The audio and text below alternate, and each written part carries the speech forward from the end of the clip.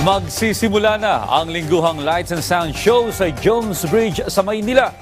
Pangunahan rin ni First Lady Liza Araneta Marcos ang seremonya. Alamin natin ang update mula kay Luisa Erispe live. Luisa?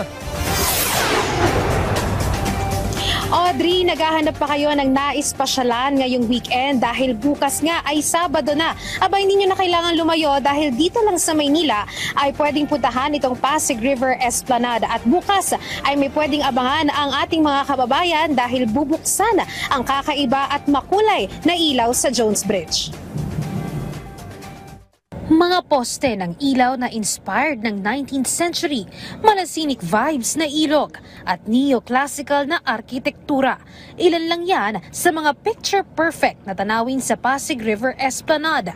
Mula nang binuksan ang pasyalan na pinangunahan pa ni Pangulong Ferdinand R. Marcos Jr. at First Lady Liza Araneta Marcos, tuloy-tuloy na ang pag-trending nito sa social media. Dahil nga bukod sa mas pinaganda ang lugar at nabigyang buhay ang kulturang Pilipino, libre at bukas ito para sa lahat.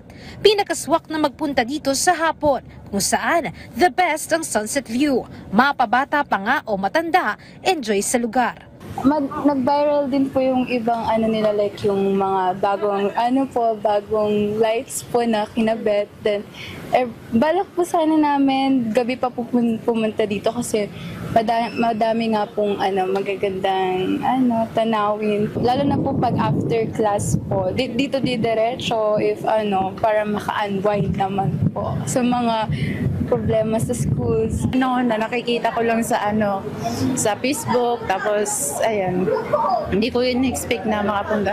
Actually, hindi ako taga rito sa Mindanao pa ako, kaso lang dito pa kami kamera para sa trabaho. Maganda siya, lalo na paggabi kasi yung mga ilaw. Pero may isa pang dapat abangan sa Esplanade. Paglubog ng araw, ang magaganda at makulay na pailaw sa Jones Bridge. Mas pinatingkad pa nito ang makasaysayang lugar kasabay ng iba't ibang tugtugin. Pero bukas, mas gaganda pa ang Jones Bridge dahil nga sa inaasahang lighting ceremony para sa mga kakaibang pailaw sa tulay kada linggo. Ang proyektong ito alinsunod pa rin sa Pasig Bigyang Buhay Muli project ng Administrasyong Marcos. Mismong si First Lady Liza din ang sumuporta sa proyekto. Layo nitong palaguin pa ang turismo sa lugar at buhayin ang Pasig River na matagal nang naideklarang biologically dead noong 1990s. Sa magiging seremonya bukas, gugunitain rin ang bilateral anniversary o 50 taon ng magandang relasyon ng Pilipinas at China. At sponsor din ang proyekto ng Federation of Filipino-Chinese Chambers of Commerce and Industry.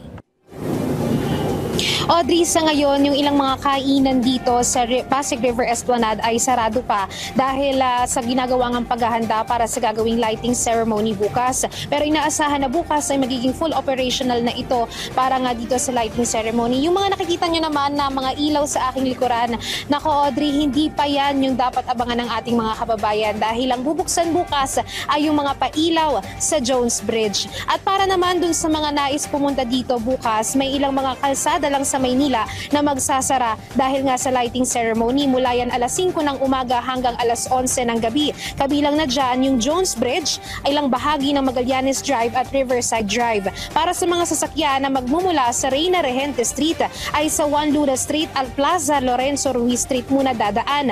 Ang mga magmumula naman sa P. Burgos Avenue at Taft Avenue ay maaaring dumaan sa MacArthur Bridge o Quezon Bridge. Audrey, yan muna ang latest. Balik muna sa inyo dyan sa studio. Maraming salamat, Luisa Erispe.